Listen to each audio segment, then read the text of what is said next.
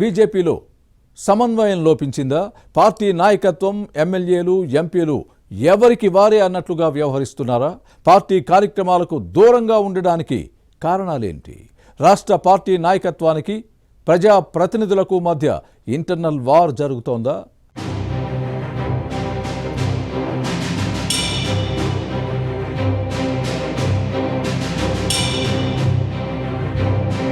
Telangana కమలదళంలో కొమ్ములాటలు తీవ్రమయ్యాయి. Party రాష్ట్ర నాయకత్వం తీరుపై అసంతృప్తి వ్యక్తమవుతోంది.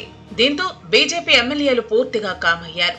శాసనసభ్యులను పార్టీ కార్యక్రమాల్లో ఇన్వాల్వ్ చేయటం లేదు. 2023 అసెంబ్లీ ఎన్నికల్లో 8 మంది శాసనసభ్యులు గెలిచారు. ఎమ్మెల్యేల్లో 6 కొత్తవారే. హైదరాబాద్ గోషామహల్ ఎమ్మెల్యే రాజాసింగ్, నిర్మల్ శాసనసభ్యుడు ఏలేటి మహేశ్వరరెడ్డి మాత్రమే సీనియర్లు. ఇందులో బీజేఎల్పీ నేత మహేశ్వరరెడ్డిని కూడా పార్టీ నాయకత్వం అస్సలు పట్టించుకోలేదు.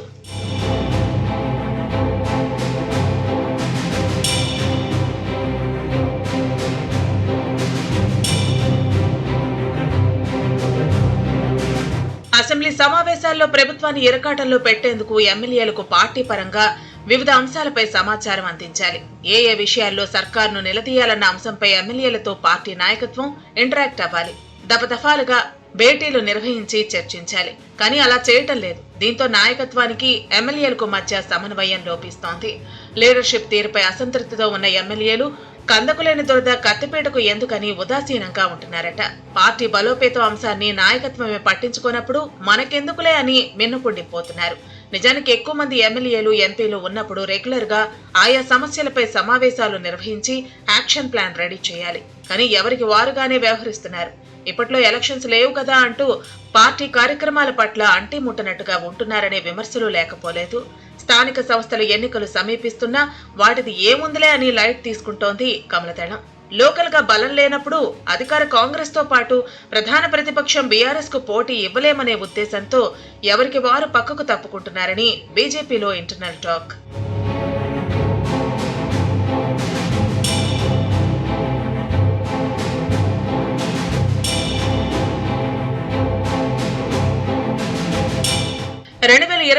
తెలంగాణలో అధికారంపై కాషాయదళం ఆశలు పెట్టుకుంది.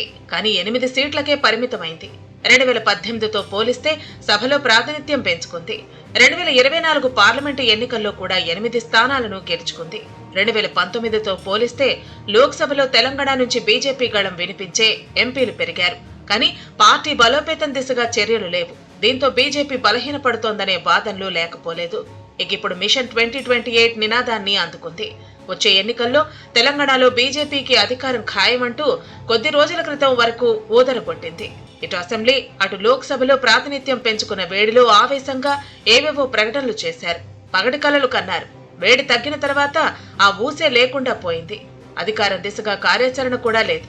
ఎమ్మెల్యేలు, ఎంపీలు ఎవరికి వారుగా దూరంగా ఉంటూ సొంత వ్యాపకాలకే పరిమితం అవుతున్నారు. పార్టీని అస్సలు పట్టించుకోవటం లేదు. తెలంగాణ కాషాయ పార్టీలో అధికార ప్రతినిధులుగా పెద్ద నేతలు ఉన్నా అంతర్గత విభేదాలతో రగిలిపోతున్నారు. ఏదైనా అంశంపై సరిగా కౌంటర్ ఇచ్చే పరిస్థితి కూడా లేదు. ఈ నేపథ్యంలో మిషన్ 2028 సాధ్యమయ్యే పనేనా అని కాషాయ పార్టీ క్యాడరే క్వశ్చన్ చేస్తోంది. భవిష్యత్తులోనైనా బీజేపీలో మార్పు వస్తుందో లేదో చూడాలి మరి.